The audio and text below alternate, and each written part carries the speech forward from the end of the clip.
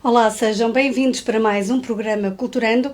Eu sou Rosa Familiar e você está na InforTV 106.3 FM. E hoje, aqui em estúdio para conversar comigo, tenho Tiago Moita. Tiago Moita, que já há algum tempo não vem cá, mas hoje traz um ensaio sobre o fim do mundo, este livro que tenho aqui na minha mão e que vamos querer saber um bocadinho sobre o seu conteúdo, que é assim um bocadinho grossinho e que tem de certeza muito conteúdo para nós explorarmos. Olá, Tiago, bem-vindo ao Culturando. Olá, Rosa, muito obrigado, boa noite. É sempre uma honra voltar a ter-te aqui no estúdio.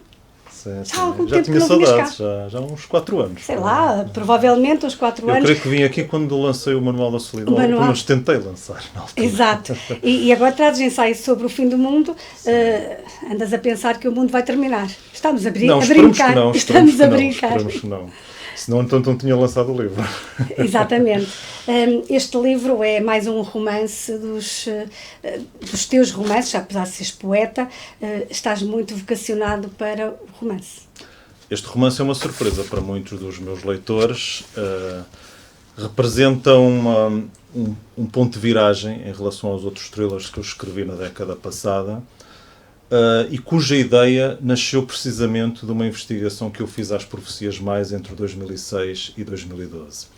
Na altura, fiquei a saber de muito dessas profecias através de uma amiga minha, e em 2012 eu descobri uma consequência de uma dessas profecias.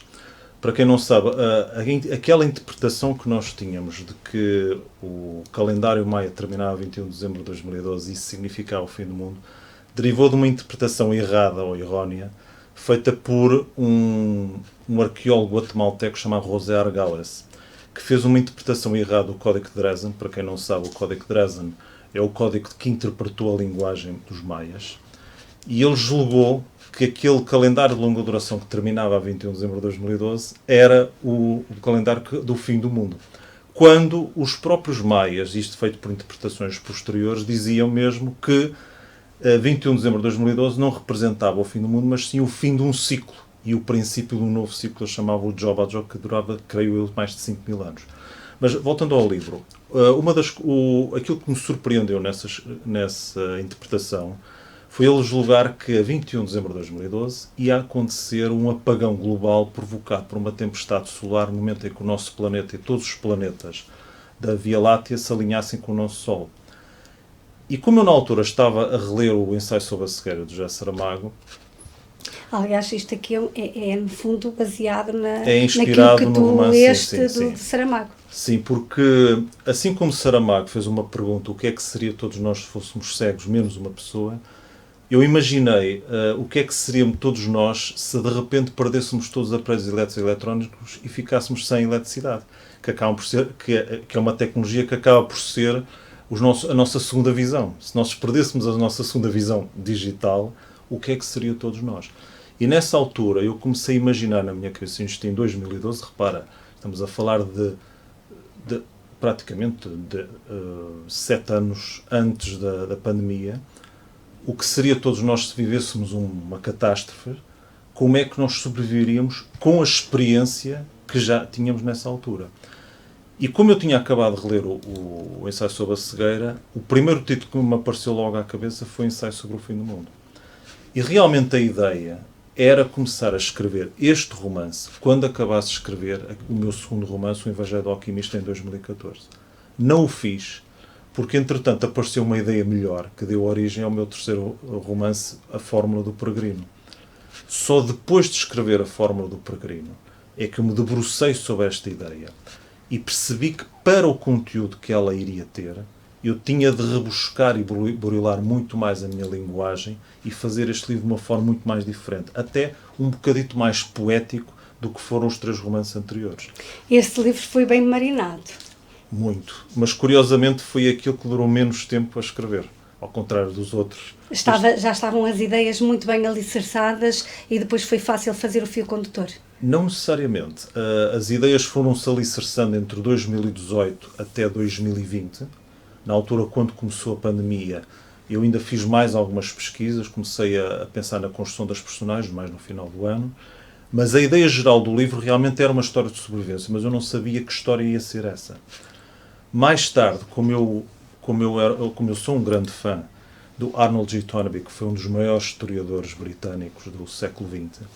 Ele defendia a divisão da história da humanidade pela evolução do pensamento coletivo. Portanto, ele não fazia aquela versão que nós aprendemos na escola, Antiguidade, Idade Média, Idade Moderna, Idade Contemporânea. Ele não fazia isso. Ele fazia essa evolução em função do pensamento coletivo de toda a humanidade. E isso deu uma ideia. Imaginar estas personagens, que é isto que agora conta a história, imaginar um grupo de personagens que é apanhada de surpresa por este apagão numa cidade e juntas começarem uma aventura em busca de um local onde querem recomeçar as suas vidas, que normalmente é isso que a humanidade faz quando se junta e tenta recomeçar tudo de novo. E a ideia engraçada foi imaginar elas a ter essa ideia quando encontraram uma espécie de paraíso perdido, que no fundo nada mais nada menos era como um folheto de uma vila turística que existia a muitos quilómetros da cidade onde eles se encontraram. Isso também significa que as pessoas andam tão imbuídas na sua rotina e na sua agitação que até perdem o sentido daquilo que é belo e que está tão pertinho de nós, muitas das vezes. Essa foi também uma das razões pela qual eu escrevi este romance. Era uma forma de satirizar a nossa excessiva dependência da tecnologia, mas ao mesmo tempo criticar a desumanização que todos nós estamos, de uma certa maneira, a ter, provocada pelo mau uso ou pelo excessivo uso das tecnologias digitais de informação. Essa foi também uma das razões, e isso é muito bem, no meu entender, enquadrado nos primeiros capítulos do livro, que chama-se mesmo, a primeira parte chama-se mesmo O Princípio era o Medo, porque a ideia que eu quis fazer era retratar várias situações em que a humanidade se sentia desesperada pela perda da tecnologia. Em relação ao romance, portanto, o que é que este livro difere de todas as restantes histórias de sobrevivência? É que este livro acaba por ser uma aventura não só de sobrevivência, mas uma aventura filosófica. Porque as personagens vão, durante a viagem que vão fazer em busca dessa vila turística, encontrar monumentos e objetos que retratam várias fases da história da humanidade. Desde uma cidade universitária que representa o Renascimento, uma cidade medieval que representa a Idade Média, há uma coisa engraçada, uma cidade-fábrica que representa o princípio do século XX, que representa aquela visão de uma sociedade mecanizada que nós habituámos a ver no princípio da primeira metade do século passado, e uma cidade lixeira que representa o pensamento pós-moderno. Portanto, essas cidades acabam por ser metáforas de cada uma dessas épocas. E em cada uma dessas épocas, a ideia foi fazer com que cada personagem, ou os personagens em conjunto, não só debatessem essas eras, mas debatessem aquilo que a humanidade perdeu e aquilo que a humanidade ainda pode ganhar, bem como descobrir facetas da humanidade a partir delas próprias. Isso significa que se houvesse verdadeiramente esse apagão, poderia ser muito benéfico para a humanidade. No teu ponto de vista, como escritor? Poderia, sim, nunca, é assim, um apagão como qualquer catástrofe nunca é benéfico. Basta ver o que se passou com a pandemia. Mas aqui a ideia era, sobretudo, procurar fazer uma reflexão. E, ao mesmo tempo, alertar e, ao mesmo tempo, dizer à humanidade que o fato de existir uma catástrofe não significa que podemos voltar à idade das cavernas.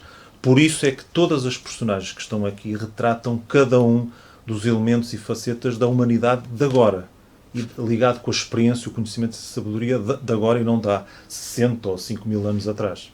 Mas é esse equilíbrio, nos dias de hoje, que se torna muito difícil. Torna-se difícil exatamente por causa dessa desumanização provocada pelo facto de nós termos desligado da natureza, temos vivido muito mais em cidades e termos nos desconectado do resto do mundo. Nós hoje vivemos numa ilusão de a proximidade provocada pelas novas tecnologias da informação, que permite que cada um de nós possa falar com alguém que esteja mesmo no seu bairro, na sua cidade ou no outro lado do mundo. Mas, por outro lado, isso provoca uma sensação de vazio, porque denota-se que toda essa comunicação acaba por ser artificial. E aqui a ideia é a humanidade redescobrir a comunicação, a linguagem, a cultura, que foi perdendo à custa desta entropia, deste modo de vida que passámos a ter a partir da era digital. E esse título ensaio sobre o fim do mundo, teve não só inspiração no Saramago, tem aí um propósito. Nós podemos, de facto, ensaiar a ideia de ensaio podemos ensaiar o fim do mundo. Podemos fazer uma tese, é mais no sentido de tese que eu falei muito neste livro. A ideia de imaginar como seria a construção de um fim do mundo e como é que a própria humanidade poderia sair desse fim do mundo a partir de uma situação que poderia acontecer a qualquer momento. A questão do apagão global não é uma coisa nova. Eu já uma vez falei que, por exemplo, no princípio do século XX, eu penso que foi em São Francisco, chegou a haver um apagão.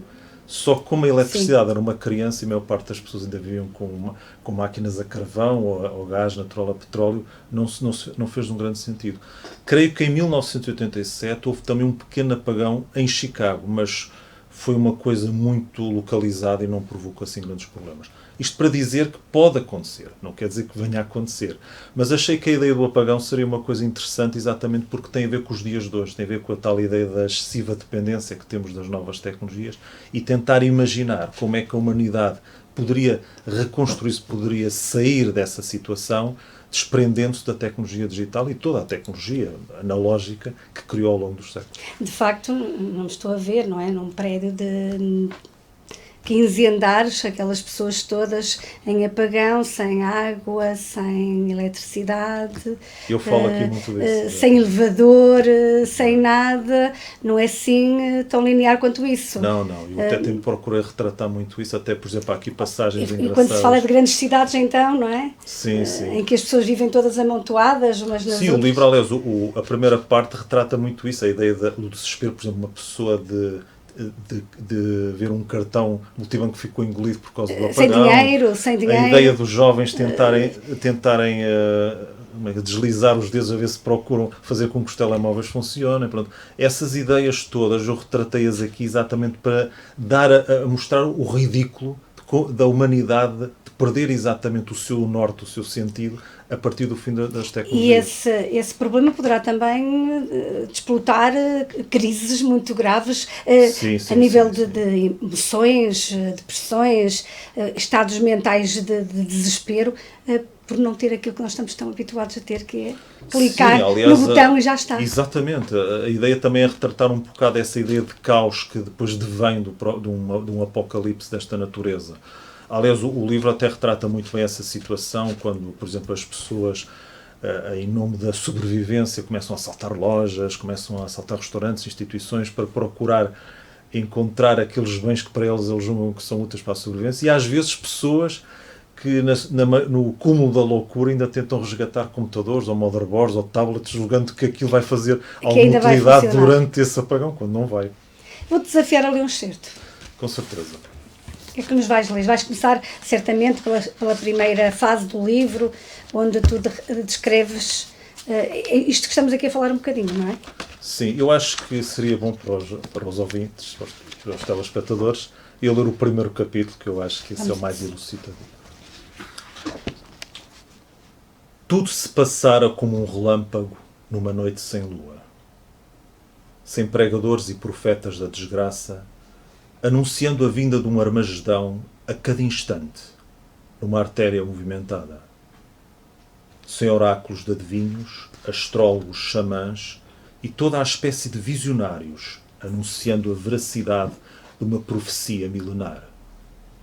Sem calendários, nem mapas astrais, cheios de símbolos e signos ancestrais, transmitidos por figuras míticas e por deuses inventados pela ignorância do homem. Sem búzios, runas e toda a espécie de objetos utilizados por ocultistas para adivinharem o futuro. Sem uma borboleta a bater asas do outro lado do mundo.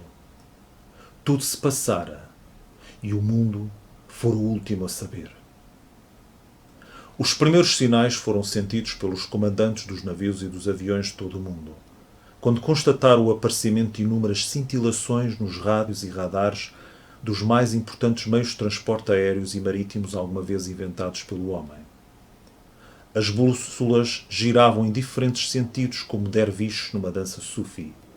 Nos céus, misteriosas auroras boreais sucediam-se umas às outras em latitudes muito abaixo do normal. Apenas as pessoas que viviam no campo ou junto ao mar deram conta desses estranhos fenómenos, sem perceberem do que se tratava. Mais abrupta fora a sua passagem pelas artérias caóticas e poluídas das grandes urbes. Para ter a dimensão exata do seu impacto, imagine o tráfego num cruzamento de uma das maiores cidades do planeta em hora de ponta. As pessoas nos seus veículos, desesperadas por voltarem ao conforto dos seus lares, para receberem das suas famílias os costumeiros beijos e abraços da praxe ou apenas da pessoa amada, verem as suas viaturas desligadas num instante, como se tivessem queimado o último fusível de um quadro elétrico de uma casa ou de um prédio. Agora imagine o espanto dessas pessoas dar lugar à inquietação, a inquietação à raiva e a raiva ao pânico, como se estivessem dentro de um caixão antes de serem cremadas ou enterradas vivas num cemitério. Imagina.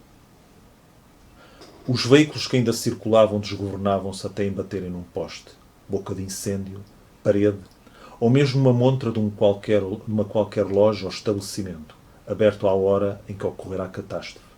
Como se tivessem declarado a independência aos seus donos e resolvessem dar uma última volta antes de acabarem numa sucata ou abandonados em qualquer canto escolhido pela mão cega da surdidez humana.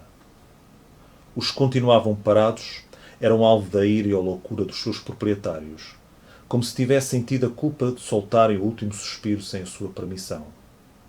O ambiente que se vivia dentro daquelas 4 paredes de plástico, vidro e metal assemelhava-se a uma orquestra dirigida pela batuta hirta do próprio diabo, feita de dor, medo, pranto e espuma a escorrer das bocas de criaturas que se haviam esquecido de ser humanas.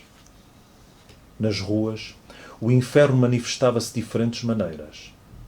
As caixas multibanco eram vítimas do mais absoluto desespero e ódio por parte das pessoas que viam os seus cartões engolidos para sempre dentro do ventre daqueles seres frios e calculistas que só conheciam a realidade dos seus clientes a partir dos números das suas contas e dos dígitos que teclavam na textura fria dos seus botões. O embaraço das pessoas que tentavam pagar o que tinham consumido nos restaurantes, lojas ou em qualquer outro espaço onde tivessem comprado e usufruído de um bem ou serviço, degenerava no mesmo sentido.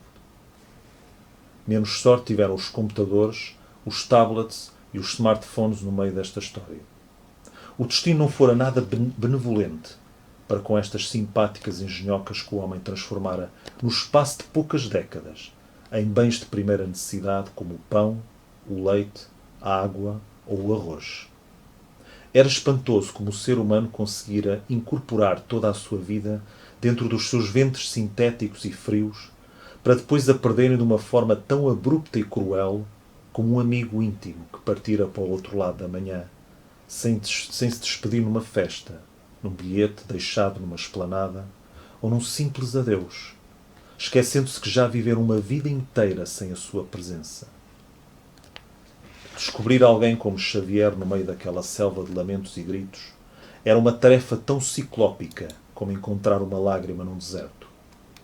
O porte elevado, robusto e alvo deste bombeiro na casa dos 40 contrastava com o seu olhar pardacento, da mesma cor da sua barba e bigode ralos, e a marca da ferida que ostentava no ombro esquerdo, ocultada pela roupa. Não eram suficientes para o destacar no meio daquele vendaval apocalíptico provocado pela loucura humana. Ele, tal como todos os da sua espécie, procurava apenas uma coisa. Talvez a única coisa que todos os seres humanos procuravam em todos os cantos do planeta, que consideravam como sua casa e que agora parecia tão inútil como a casca vazia de um caracol abandonada num passeio esquecido. Uma saída. Fantástico, Tiago, de facto aqui... Acho que resume tudo aquilo que acabamos de dizer. Tiago, muito aqui a resumir neste primeiro capítulo, precisamente o que acabamos de falar e estas vivências todas do que seria de facto O Apagão, o chamado Fim do Mundo, escrito pelo Tiago Moita. Tiago Moita, que nos traz este ensaio sobre o fim do mundo. Tiago Moita nasceu em Lisboa em 75, estudou Direito na Universidade de Lusíada de Porto, onde publicou um dos muitos poemas e textos em prosa que escreveu nesse período, entre 1998, no Jornal da Associação Académica da Universidade, do qual foi principal colunista durante 3 anos. Tiago, e aqui eu realço algo muito importante, é que tu também és poeta. Sim, senhora, na altura... Aliás, comecei mesmo Começaste na poesia, a tua vida como escritor na poesia. Conta-nos um bocadinho desse teu princípio. Tal como disse o Walter Ugumem numa das suas entrevistas, eu tenho muito orgulho de ter começado pela poesia. E porquê? Porque quando uma pessoa começa na poesia, começa a trabalhar e ter mais exigência na linguagem.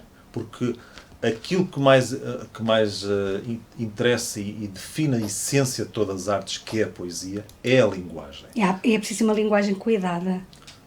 Cuidada e com um ritmo suficientemente forte para que a melodia a própria musicalidade desperte a própria emoção que o próprio poema pretende transmitir. Porque se a linguagem for pobre, a emoção não passa para o coração dos leitores.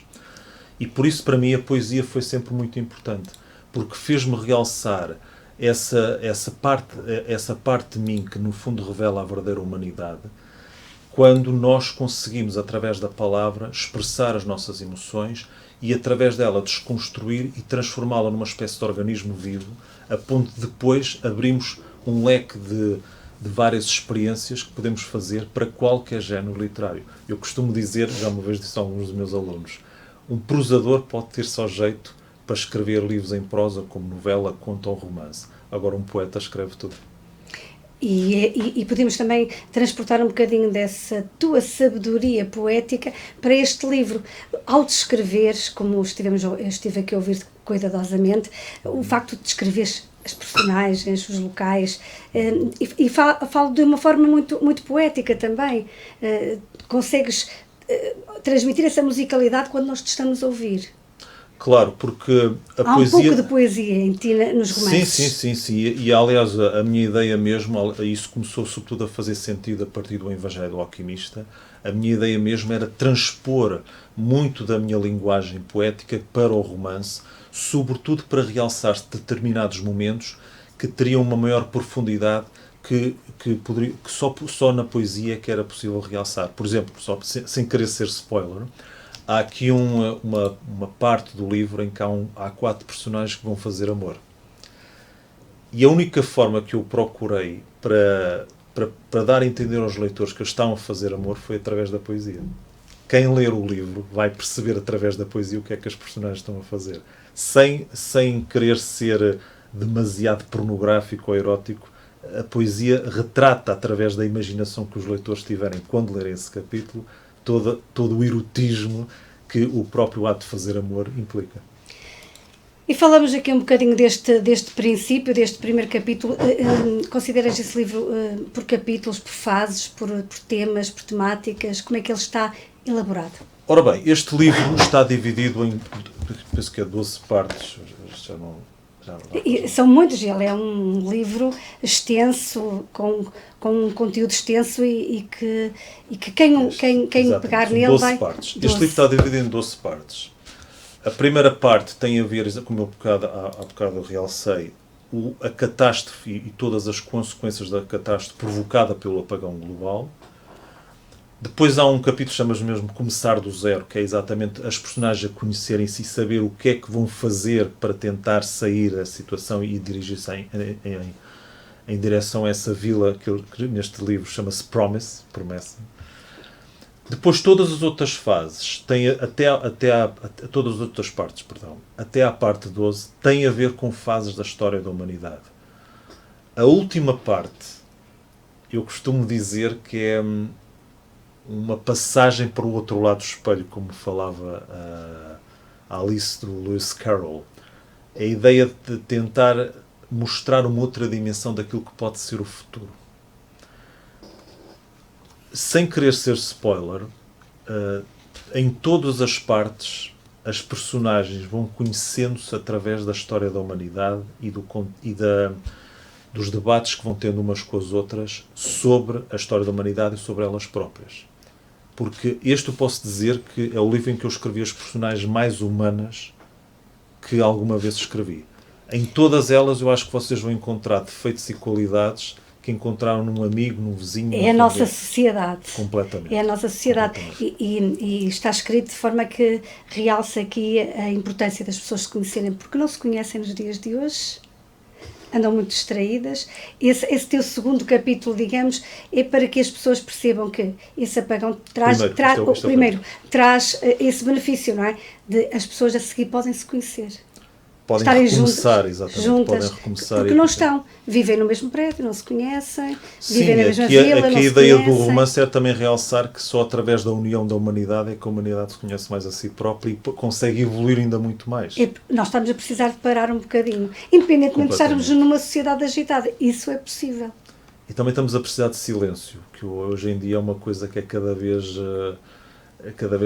mais um bem escasso. Porquê? Porque nós hoje vivemos com muito ruído provocado pela massificação da informação que devém das redes sociais.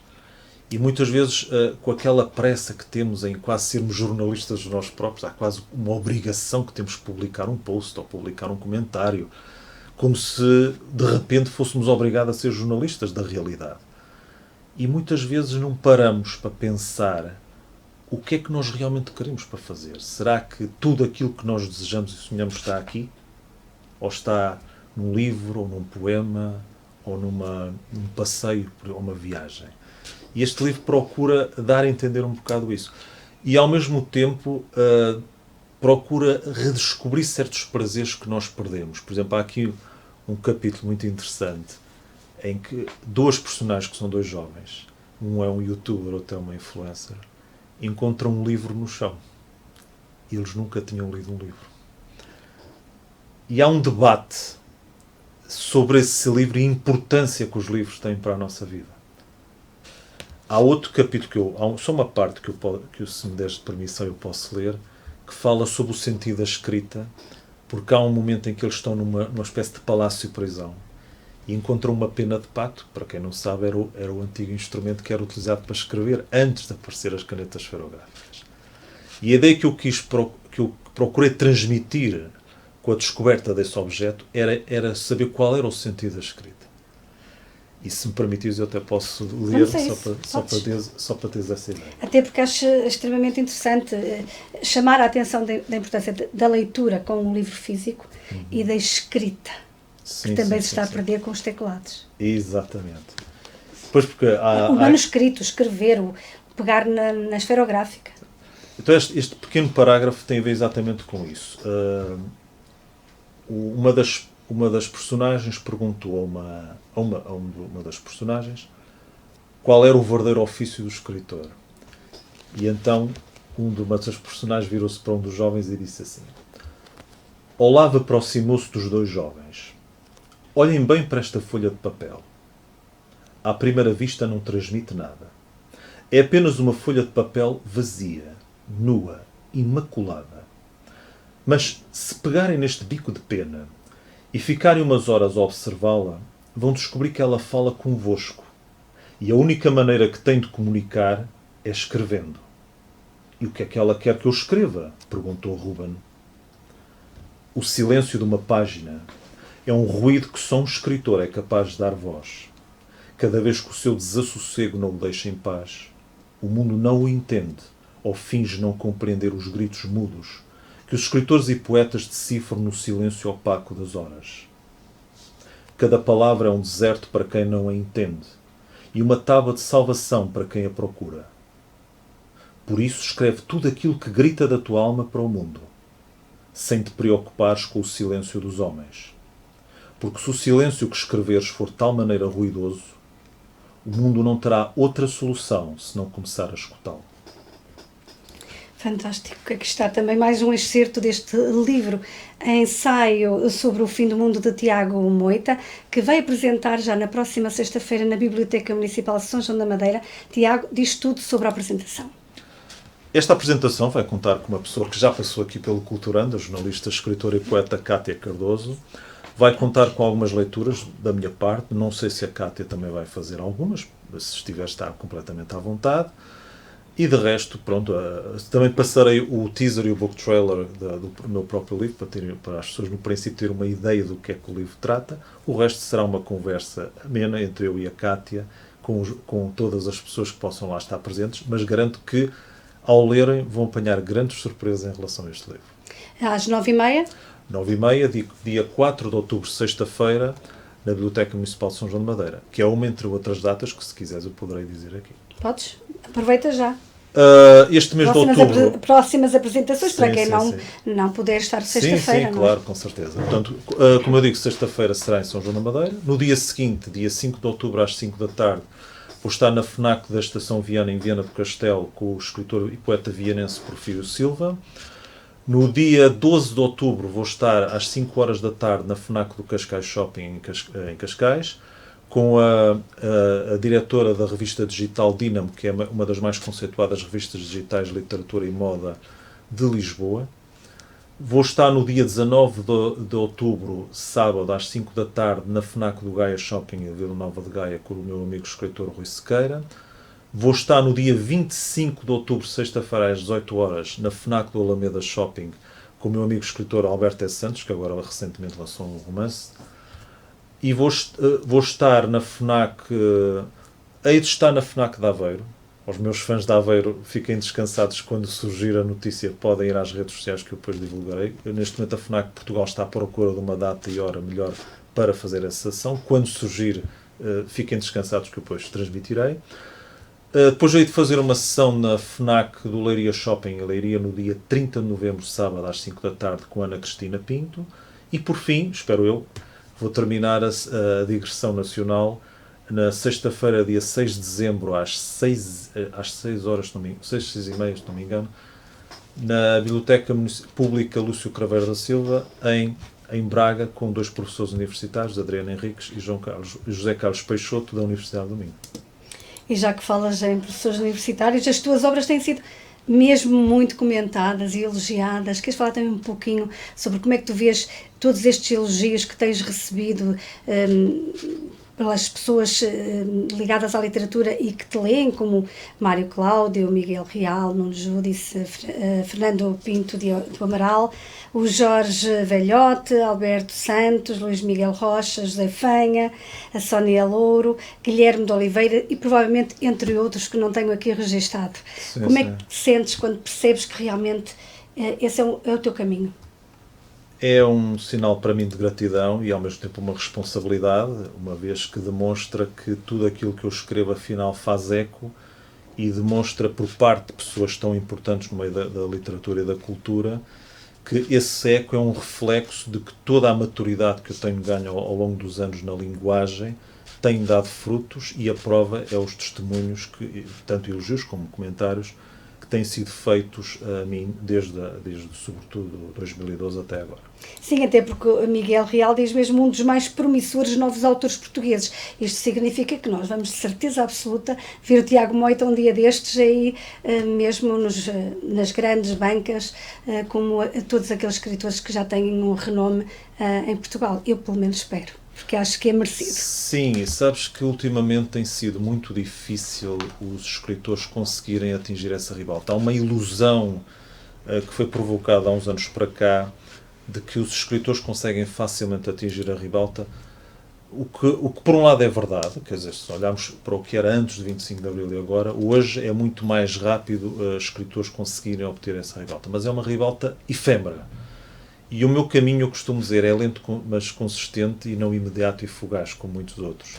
E eu procuro manter-me íntegro nesse caminho, porque eu sei que é através desta maturidade que eu lentamente vou conquistando cada vez mais espaço no mundo da literatura nacional e, quem sabe, internacional. E é necessária essa qualidade e manter, e evoluir sempre, não é? Sempre. Aumentar a qualidade.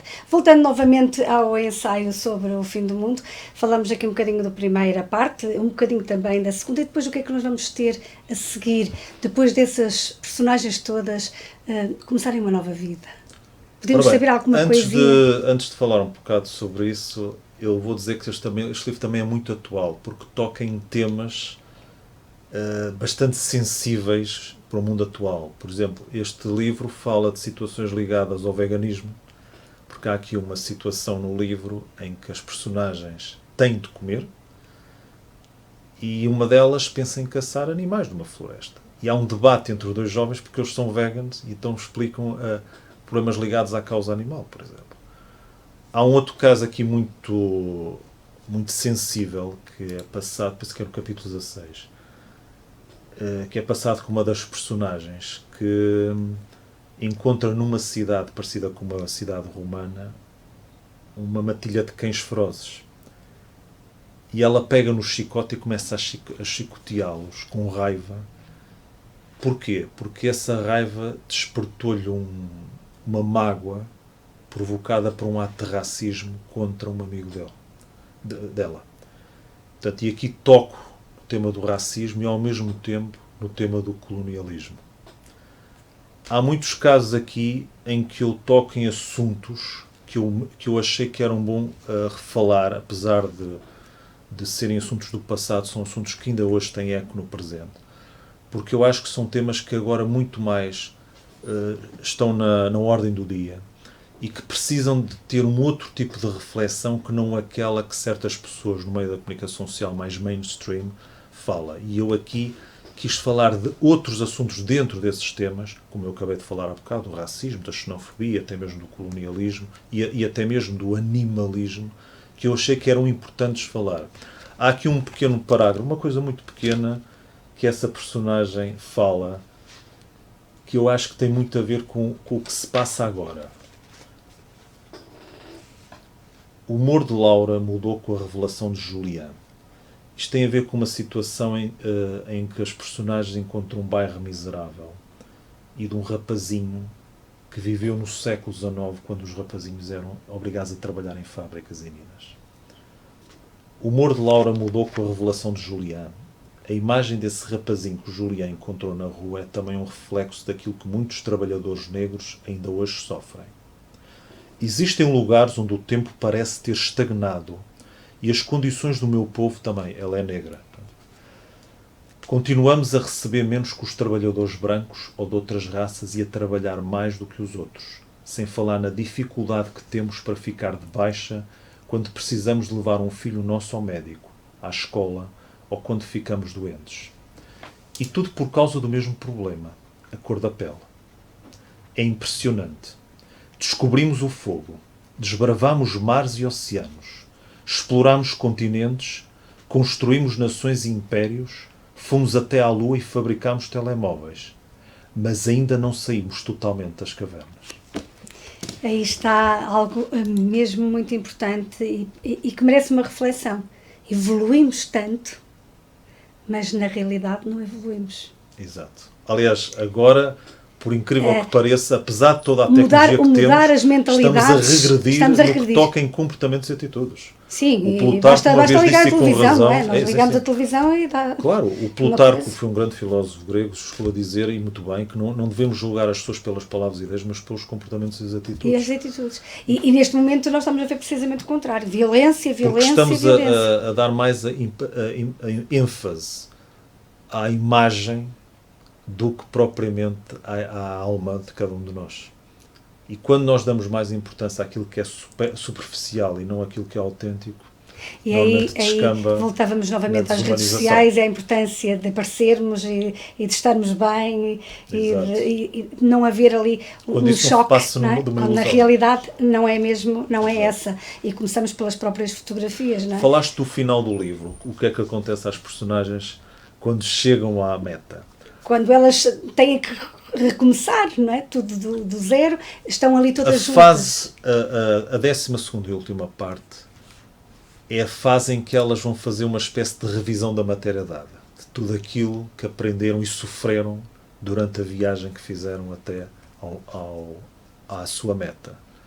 A ideia que eu quis fazer desta parte era uma parte de síntese e ao mesmo tempo de arrependimento, que é fundamental para cada um de nós começar uma vida nova.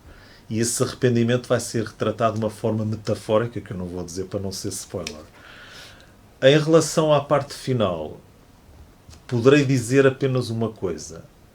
algumas personagens vão chegar à parte final, outras não. Vão ficar pelo caminho. E o porquê disso terão de descobrir quando lerem o livro. E como tudo na vida, há sempre aqueles que continuam, aqueles que conseguem ir em frente e aos que se perdem.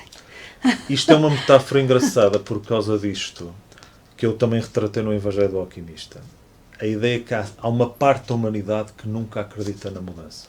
Em cada fase da humanidade, há sempre pessoas que resistem às mudanças desta fase. Por exemplo, eu acho que estou a falar por muita gente, mas acho que depois de 2012 houve uma mudança radical nas nossas vidas. Nós mudámos de era. Não há dúvida. Mas há pessoas que acham que ainda estamos no século XX. Isto é natural. Lembrem-se que de 1900 até 1918, e mesmo quando aconteceu a Primeira Guerra Mundial, muita gente ainda jogava que estava no século XIX, apesar de ter sido já inventado o rádio, o automóvel, etc. Mas ainda havia muita gente que não tinha. Porquê? Porque a mentalidade ainda estava presa ao século XIX. E só depois de 1918 é que as pessoas acordaram para um século chamado século XX. E em todos os séculos foi assim. Na Antiguidade, a Idade Média era diferente, porque o tempo passava mais devagar e a mudança das eras demorava uns séculos. A partir do século XIV para a frente, a mudança foi mais radical e viu-se de século para século. Mas isto é exatamente a ideia que eu quis transmitir. Já no Evangelho do Alquimista, não sei se te lembras, há uma personagem chamada Ptolomeu. Ptolomeu, sei, lembro. Em que o alquimista diz, vem comigo, e ele diz que não quer. É. E ele diz uma frase... Porque ele mostrou medo, não é? Ele tinha receio. Que ele diz uma frase engraçada, que é mais fácil um elefante saltar para um rio do que uma pessoa aceitar o céu que existe dentro de si próprio. Que é a ideia que nem todos aceitam a mudança que advém daí. É isso que eu muitas vezes tento transmitir nos romances. Para dar a ideia que as novas eras... O próprio senso comum costuma dizer mentalidades demoram muito. Montes de tempo. E para dar a ideia às pessoas que mudar para uma nova era não significa que a 100% todas as pessoas mudam para uma nova era. Lembra-se do Renascimento? O Renascimento durou séculos para muitos países. A Rússia só chegou mesmo ao Renascimento com o czar Pedro o Grande, no princípio do final do século XVII. Final do século XVII, quando os países tinham começado no século XV. Portanto, isto é natural. É naturalíssimo. Falamos aqui um bocadinho do livro. Vou só pedir-te que voltes a relembrar sexta-feira para convidar as pessoas a estarem presentes. Sim, sexta-feira estejam presentes na Biblioteca Municipal de São João da Madeira. Vou lá estar, dia 4 de outubro às 9h30 da noite, com Cátia Cardoso, para falar do meu novo romance, Ensaio sobre o Fim do Mundo. E agora, projetos futuros, de certeza que vais continuar a escrever. Este livro agora vai ser bem divulgado, tens aí uma digressão enorme pelo país, mas já estás a trabalhar. Sim, eu ainda estou a fazer pesquisas para um novo romance que vai suceder a este. Vai também debruçar sobre outras temáticas, nomeadamente vai debruçar sobre a paz e a guerra, de uma forma muito mais complexa. Este livro ainda está a exigir muita pesquisa. Eu reparo, eu estou a fazer pesquisas deste livro desde 2022. Ainda não acabei, estou quase a acabar. Espero terminar as pesquisas no próximo mês, começar depois a construção das personagens e a estrutura da obra, para ver se em janeiro começo então a escrever o meu próximo romance. Podíamos assim ter uma ideia, qual é, já sabemos que é dentro da paz vai ser baseado em tudo aquilo que está a acontecer também, um bocadinho no mundo. Também. É baseado na guerra. Vai ser uma reflexão, como eu digo, sobre a guerra, a paz e o populismo. E o populismo que também é uma temática extremamente difícil de trabalhar. E dar a alusão de uma coisa que a humanidade muitas vezes não percebe, é que a humanidade não aprende com os erros e muito facilmente cai nas mãos de um demagogo. Seja em que era for. Eu lembro-me de, não sei, tu te lembras se calhar, dizer no princípio do século XXI, dizer como é que é possível no princípio do século XXI haver fome, haver guerra, haver isto, como se o século XXI fosse um século todo de leite e mel e de paz e de amor. E o que eu digo nesse próximo livro não é bem assim. O resto, só depois quando eu vier aqui apresentar o livro é que eu falarei. Promete ser interessante, sem dúvida. Estamos aqui quase na reta final deste Culturando. Já sabe que se quiser estar aqui comigo à conversa sobre os seus livros, culturando2015@gmail.com. Hoje estamos com Tiago Moita, estamos a saber tudo sobre este fim do mundo, este livro que também pode ser seu na próxima sexta-feira aqui na Biblioteca Municipal de São João da Madeira, às 21h30. Apareçam. Tiago, falando aqui um bocadinho do passatempo, para não esquecer, a nossa vencedora Mónica Mesquita, que és uma mensagem para ela, foi a vencedora deste livro, vai ter o livro autografado por ti, de certeza que está muito feliz. Uma mensagem para ela. Mónica, muitos parabéns por teres conseguido passar nesse passatempo. Espero que gostes do meu novo romance e aguardo também um dia a tua opinião a respeito dele. Muito boa leitura. Obrigada, Tiago. Depois ficará o livro aqui com o Culturando para entregar à Mónica. Faremos um registro, se possível, na sexta-feira. Vamos ver se ela consegue estar na sexta-feira para poder estar contigo e fazermos um registro da oferta do livro. Entretanto, queres fazer mais uma leitura ou queres deixá-la para final? Não, quero fazer só mais uma última leitura. Depois podes escolher um excerto pequenino para fechar o programa se quiseres, mas vou-te dar a oportunidade de mais uma leitura que ainda temos tempo. Do capítulo 7. Nada daquilo que para o homem é sagrado fica intacto quando tudo arde. Nenhuma fonte dá de beber ao verde encanto de uma paisagem quando tudo é cinza e sangue e pranto a escorrer dos olhos sem vida de homens que se esqueceram das almas em casa. Quando tudo arde, os dias são mais curtos e o outono chega mais depressa aos corações daqueles que abandonaram a primavera e se esqueceram do verão pelo caminho, enquanto vagueiam em direção aos abismos que escavaram nos corações para sepultar o silêncio que não conseguiram ocultar durante o incêndio da sua loucura. Nada daquilo que para o homem é sagrado fica intacto quando tudo arde. Nada é sagrado. Nada fica intacto. Nada. Depois, se quiseres, eu termino com uma outra parte. Exatamente, depois terminamos com um excertozinho para fechar mesmo o programa.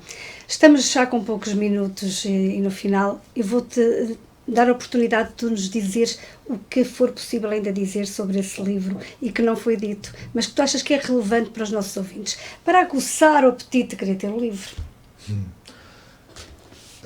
O que eu posso dizer deste livro é o seguinte. Um resumo, digamos. Procurem neste livro imaginar-se na pele de uma humanidade que perdeu o sentido a si própria a partir de uma catástrofe. Relembrem tudo aquilo que passaram durante a pandemia e que muitas vezes esqueceram. Relembrem o que é que muitas vezes a humanidade, num estado de calamidade, pode fazer a si própria, a cada um de nós, em termos de solidariedade e de compaixão.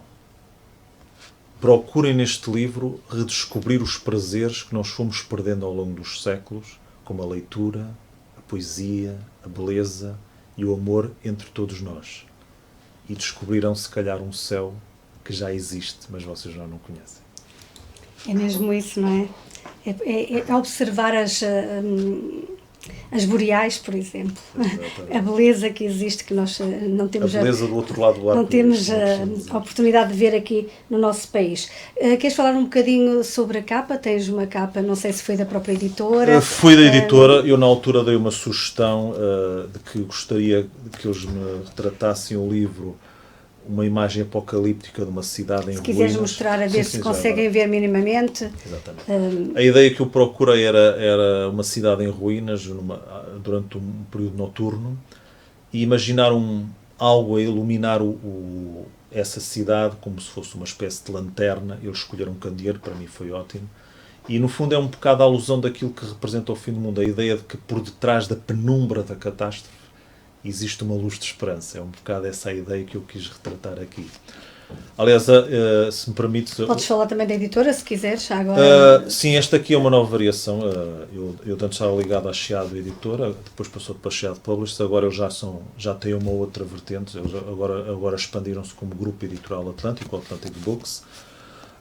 Acho que deram um grande passo de gigante na última década. melhoraram muito na qualidade de edição, de paginação, mesmo de impressão, mesmo no tratamento que têm dado aos autores. Eu notei muito isso, sobretudo quando assinei contrato com eles em fevereiro. É para mim um prazer e uma honra voltar a estar aqui como autor da sua chancela. E há uma coisa que eu queria aproveitar este tempo de antena para dizer. Nós não devemos desprezar muito editoras que são vistas como empresas especializadas em autopublicação, porque nós temos de entender que, infelizmente, são estas editoras que neste momento estão a fazer o papel que antigamente as editoras independentes faziam, que era apostar nos autores portugueses. Hoje em dia, infelizmente, a maior parte das editoras, para não dizer todas, as editoras tradicionais não querem saber dos autores portugueses para nada. E há uma razão pela qual às vezes há editoras que obrigam os autores a pagar.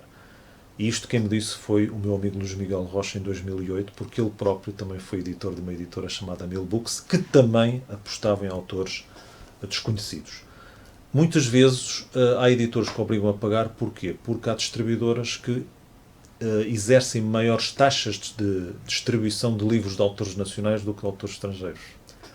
E às vezes a cota-parte que muitas vezes um autor paga para ver um livro seu editado deriva dessas taxas que as distribuidoras exercem. Claro que nem todas as empresas especializadas em autopublicação são iguais, algumas são diferentes. Esta, no meu entender, acho que foi a melhor que eu encontrei e tem sido a melhor, porque, por exemplo, esta editora pela primeira vez conseguiu distribuir o meu livro online em plataformas digitais, e isto para nós autores mais desconhecidos é uma bênção, porque se te lembras bem do que era o mundo editorial há 22 anos atrás, quantos autores é que tinham a possibilidade de conseguir sair do seu concelho, se fossem terras pequenas, como São João da Madeira, e conseguir divulgar o seu livro pelo mundo? Era muito difícil. E hoje, eu que digo a todos os autores, hoje vocês nem sabem a sorte que têm. Hoje já temos televisões digitais, temos rádios digitais, temos lojas FNAC onde podemos fazer apresentações de livros. E isso parece que não, mas permite dar uma maior projeção aos autores e, claro, a própria ligação que temos com as redes sociais, permite dar uma projeção das nossas obras e uma projeção de nós próprios ao mundo que há 20 ou 22 anos atrás era praticamente impossível. Completamente impossível, concordo contigo. Tiago, foi um gosto estarmos aqui à conversa sobre o ensaio sobre o fim do mundo. Sexta-feira o Culturando lá estará também para fazer o registro da apresentação do teu livro.